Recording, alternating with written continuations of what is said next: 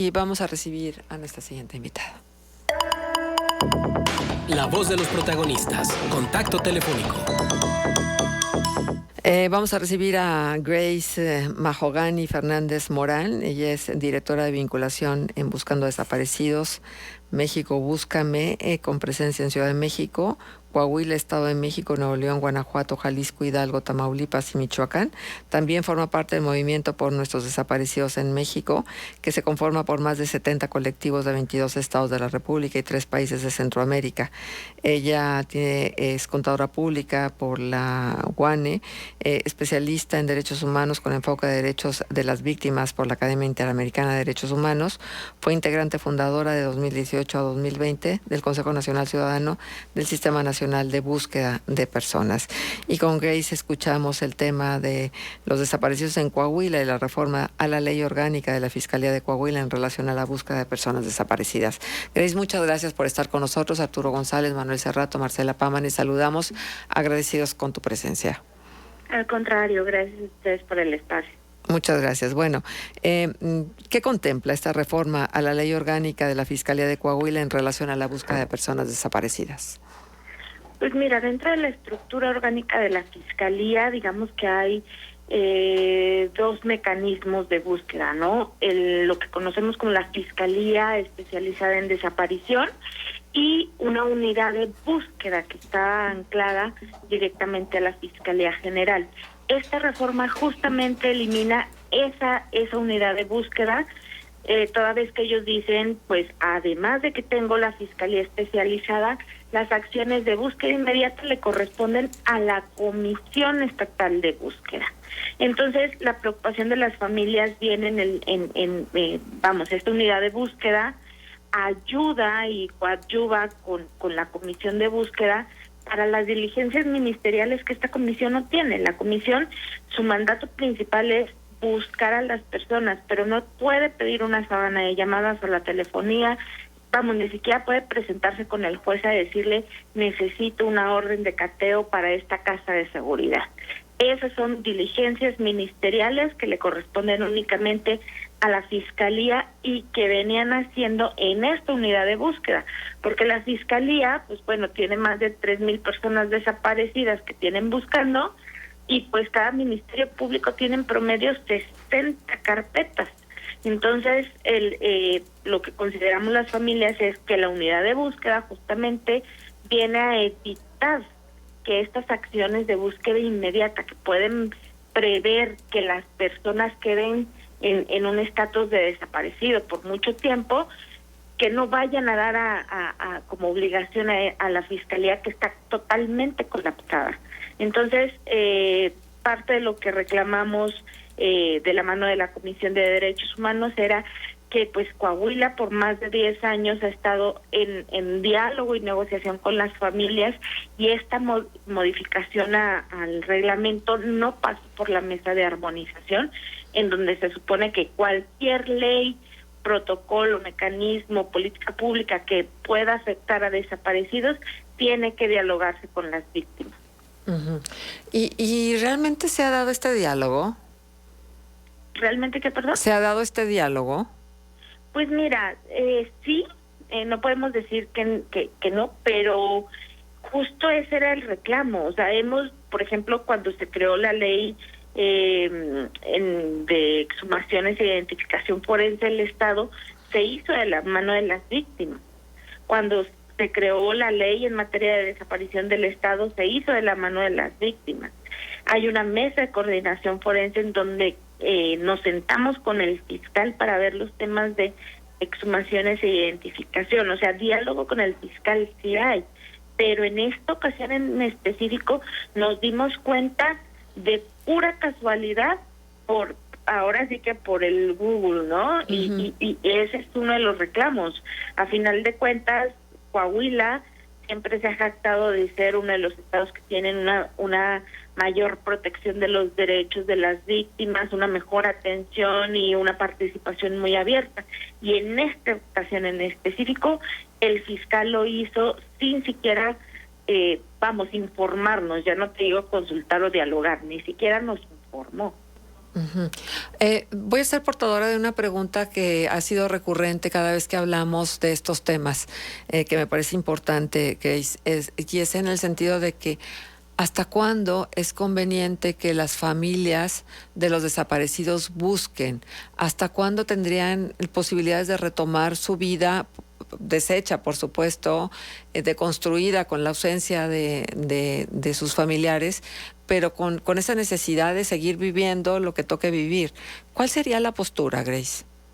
Pues mira, difícilmente vamos a dejar de buscar hasta que no veamos que las instituciones realmente hagan su trabajo como debe de ser. O sea, no han dejado de haber desapariciones en Coahuila, tal vez no están al nivel del 2010, 2012, pero sigue habiendo desapariciones.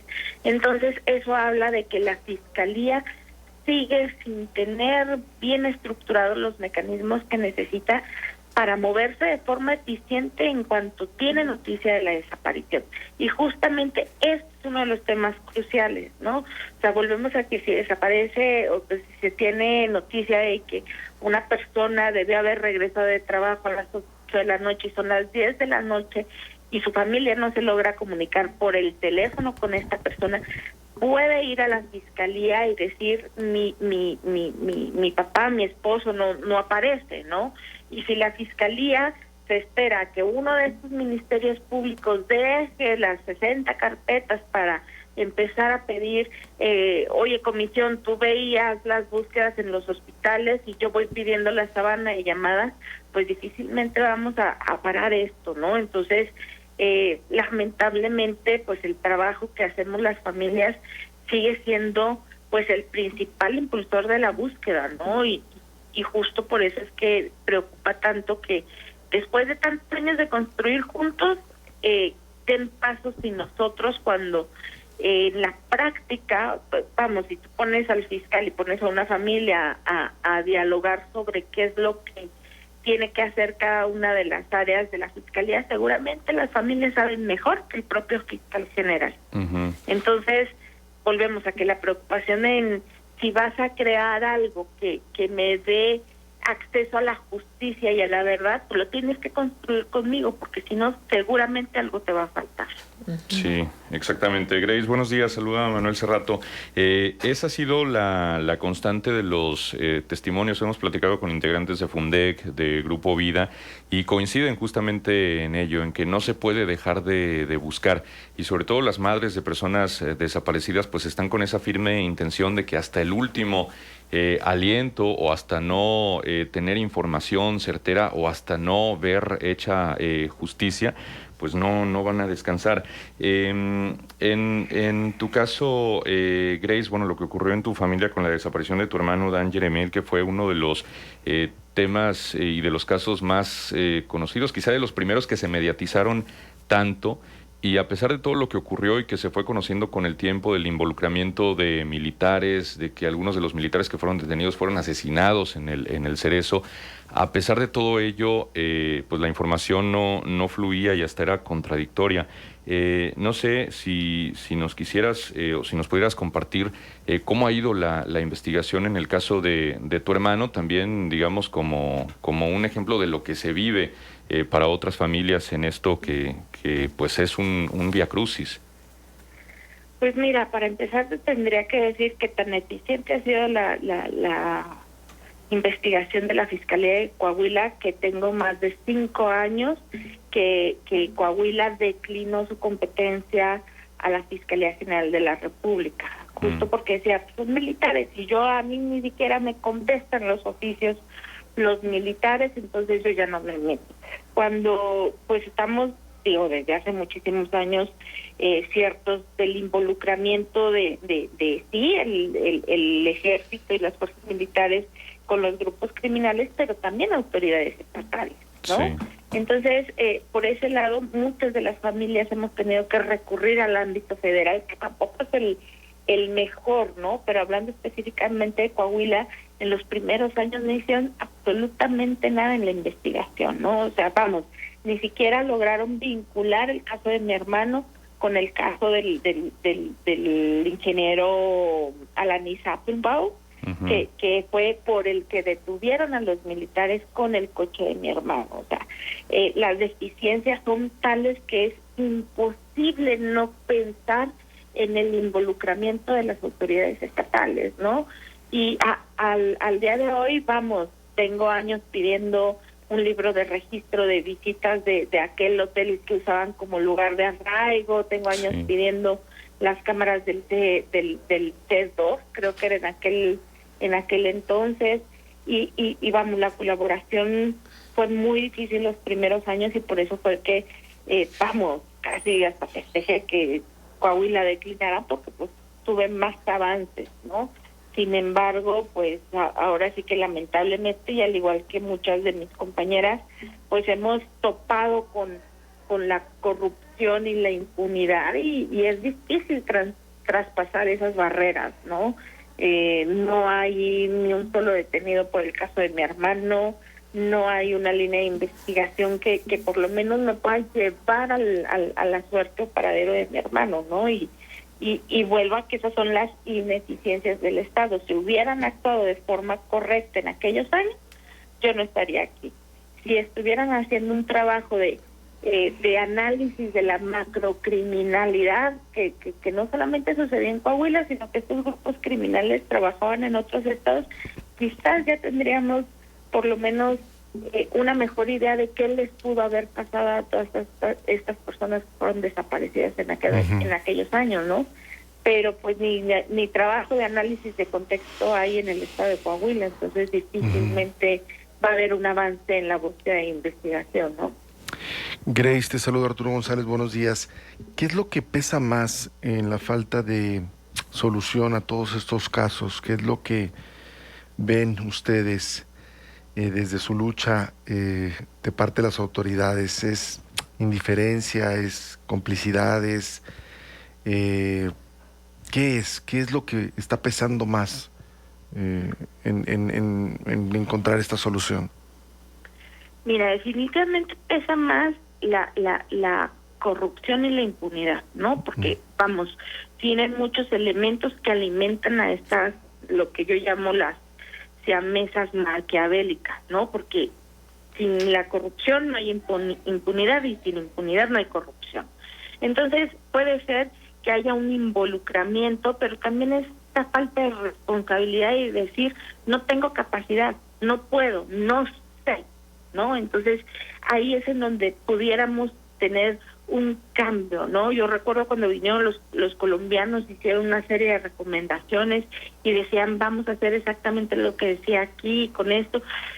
Yo no vi una transformación de la Fiscalía, sí vi un cambio en el trabajo de algunos ministerios públicos que debo reconocer que mejoraron sus actuaciones, pero sin un cambio realmente de la estructura de la Fiscalía, difícilmente, sin un combate a la corrupción, ¿no? Veíamos en la recomendación que emitió la Comisión Nacional de Derechos Humanos sobre el caso de mi hermano, pues básicamente la Fiscalía me contestó todas las capacitaciones que le ha dado a su personal. Y le decía yo, a ver, discúlpame, pero romanticismo del derecho, o sea, que se conozcan, no sé, el Código de Procesos Penales, sí, es importante, pero eso no les da una herramienta de cómo enfrentar el fenómeno de la desaparición. Y más allá, necesito que me digas, ¿por qué no hicieron estas diligencias? No tenían que tener un abecedario, era por pura lógica que tenían que pedir sábanas de llamadas, que tenían que pedir esto, que tenían que pedir lo otro. ¿Por qué no lo hicieron? ¿Porque no sabían? ¿Porque alguien les dijo que no lo hicieran? ¿O porque estaban involucrados? Y esa parte de la corrupción es la que no se investiga. ¿Por qué no funcionó la Fiscalía? ¿Por qué sigue sin funcionar?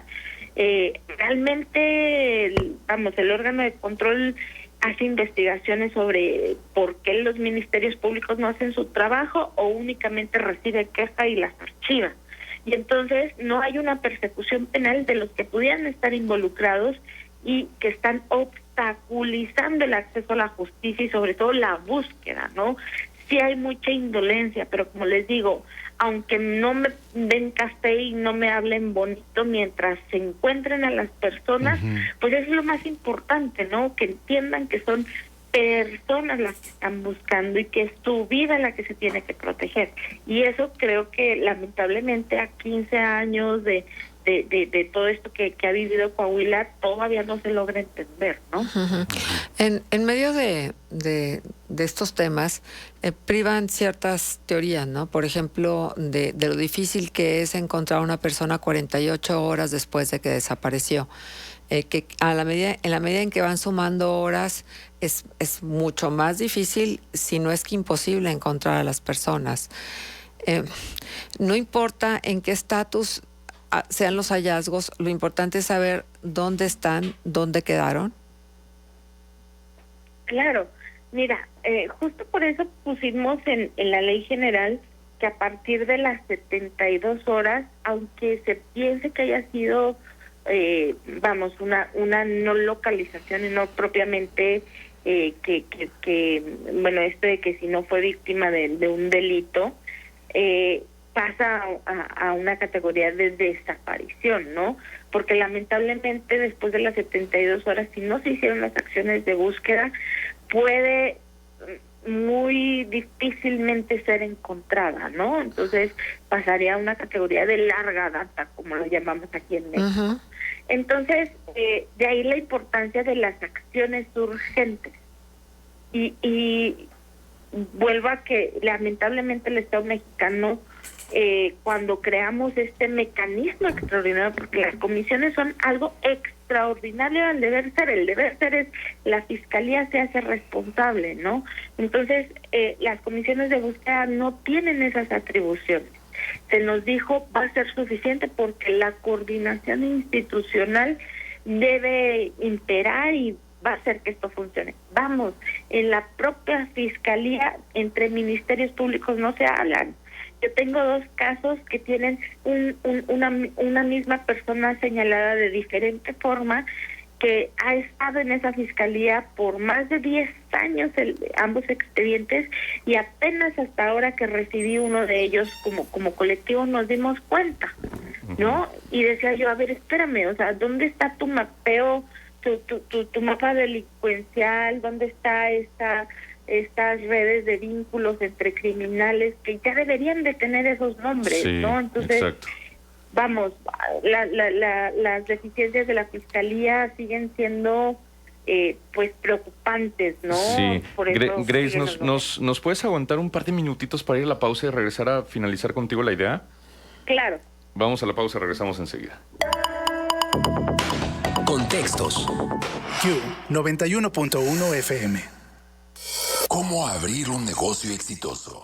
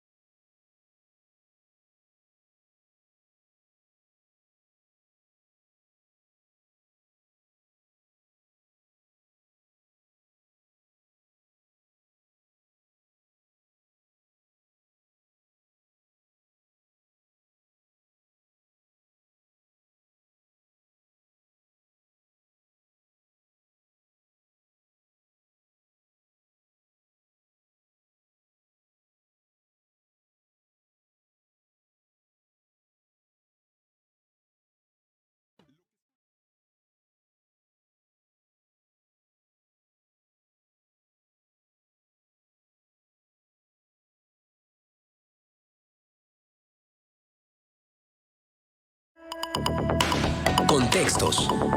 Radio Consentido. Continuamos. Correo electrónico contextos@gremradio.com.mx. Encuéntranos en Facebook y síguenos en Twitter. Noticieros Grem.